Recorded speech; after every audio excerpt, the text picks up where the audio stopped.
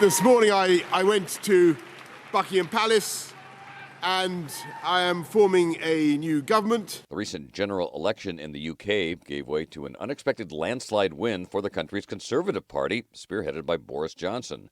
Johnson's Conservatives won a parliamentary majority against Jeremy Corbyn's left-wing Labour Party and the centrist Liberal Democrats, amongst others.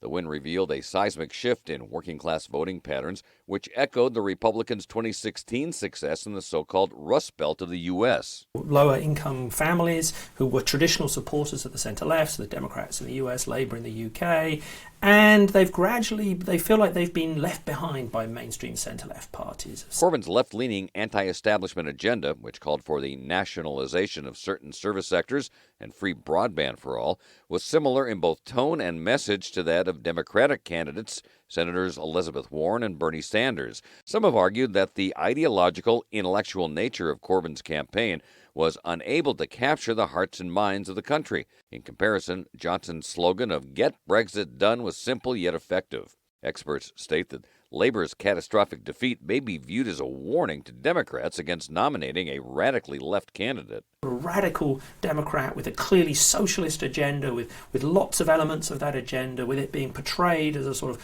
class warfare or return to old-fashioned politics, that could be potentially very dangerous for the Democrats. Similarities between the two elections do not end there. Many have also pointed to the appeal both Trump and Johnson have with traditional working-class families. They're both, in a sense, appealing figures. They seem like sort of self-made people. They stand up for the community. They can go into these communities and they can stand up in front of lower-income families and say, "I will represent you." But there are some big differences between the UK and US elections. Many saw the UK election with an overall single focus, with voters having their say on Brexit and not the party itself.